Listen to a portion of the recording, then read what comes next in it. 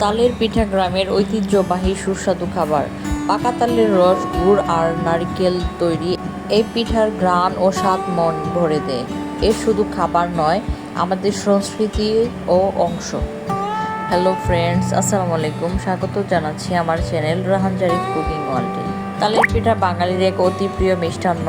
মোলায়েম স্বাদ আর গরম গরম পরিবেশনের আনন্দই এর বিশেষত্ব।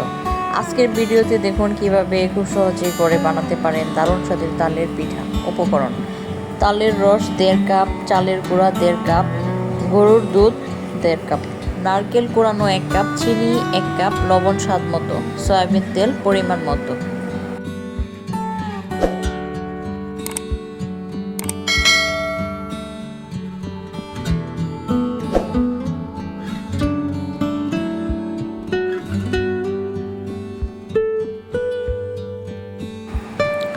চলুন এবার মূল রেসিপিতে চলে যাই।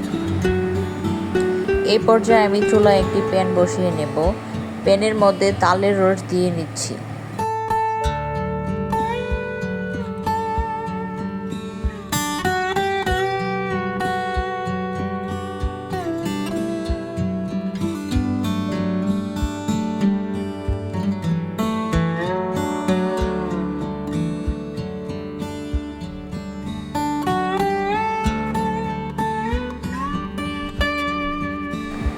এখন তালের রসের মধ্যে নারকেল কোড়ানো ও লবণ দিয়ে দিব।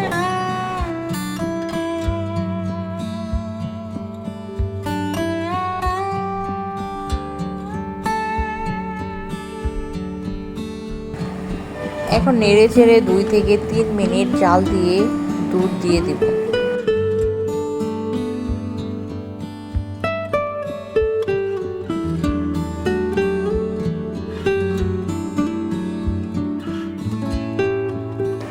এখন দুধ দিয়ে দিব।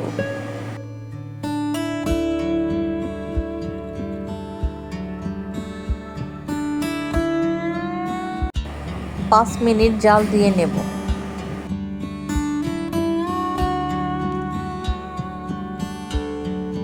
বলক আসা পর্যন্ত আমরা অপেক্ষা করব।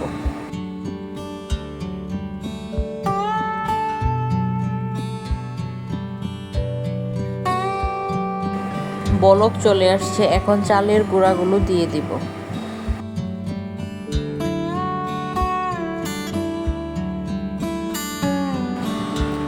খুব ভালোভাবে নেড়ে চেড়ে নিব।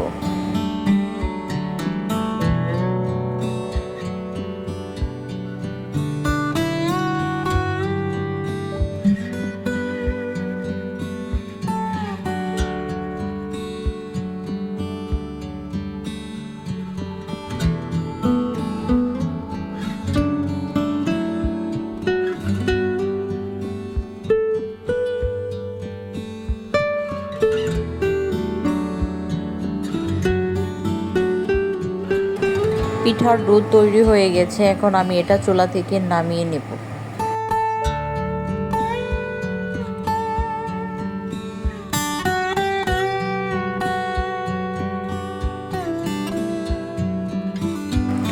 এখন দুধটা ঠান্ডা করার জন্য এক সাইডে রেখে দিচ্ছি।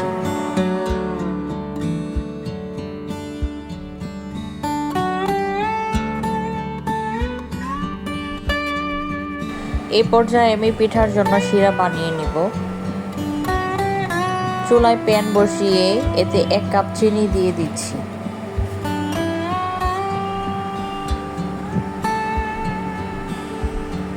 সাথে 1 কাপ পানি দিয়ে দিব। 5 মিনিট জাল দিয়ে নিব। বলক উঠে গেছে, এখন আমি 3টি সাদা এলাচ দিয়ে দিচ্ছি।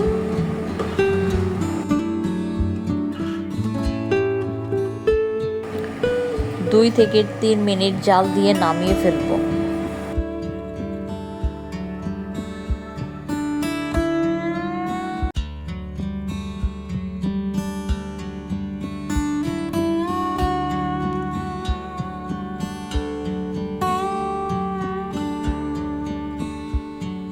আমার শিরাটা হয়ে গেছে, আলাদা একটা বাটিতে শিরাটা ঢেলে রেখে দেব।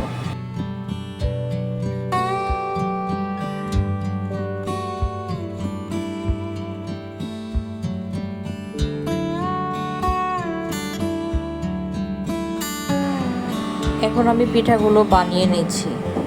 পিঠাগুলো বানানোর জন্য হাতে তেল মেখে নিয়েছি। একটু খেয়াল করুন কিভাবে আমি বানিয়ে নিয়েছি। 2 হাতে চেপে চেপে বানাতে হবে। সেম প্রসেসে সবগুলো পিঠা বানিয়ে নেব।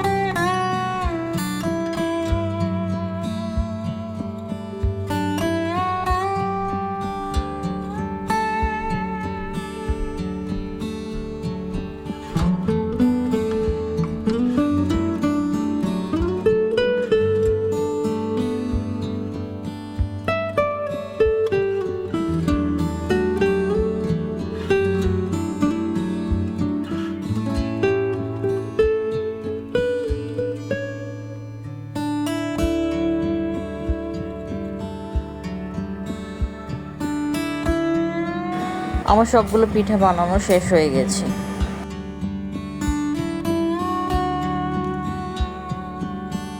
এই পর্যায়ে আমি পিঠাগুলো ভেজে নেব। ভাজার জন্য চুলায় প্যান বসিয়ে তেল দিয়ে দিচ্ছি।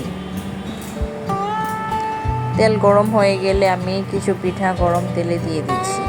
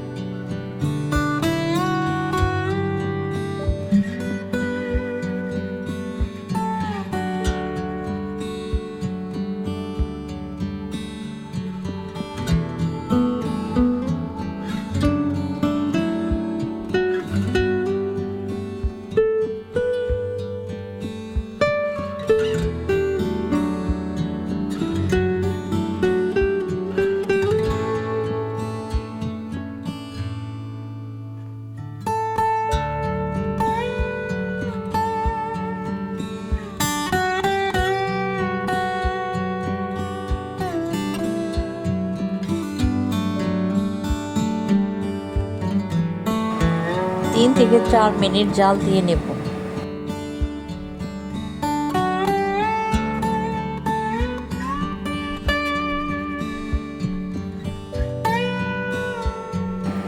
আমার পিঠাগুলো ভাজা হয়ে গেছে। এখন তেল থেকে একটি ছাঁকনার সাহায্যে তুলে নেব।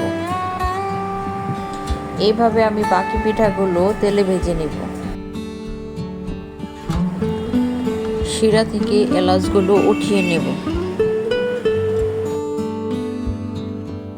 আমার সবগুলো পিঠা ভাজা হয়ে গেছে। এই পর্যায়ে আমি আগে যে শিরা বানিয়ে রেখেছিলাম সেগুলোতে পিঠার উপর দিয়ে দিচ্ছি।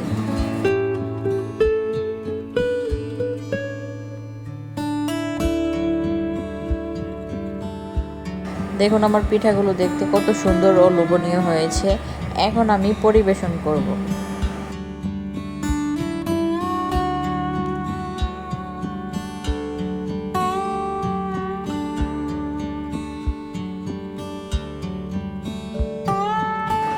ভিডিওটি যদি ভালো লাগে তাহলে লাইক, কমেন্ট এন্ড শেয়ার করবেন, কারণ আপনাদের সাপোর্টই আমার অনুপ্রেরণা।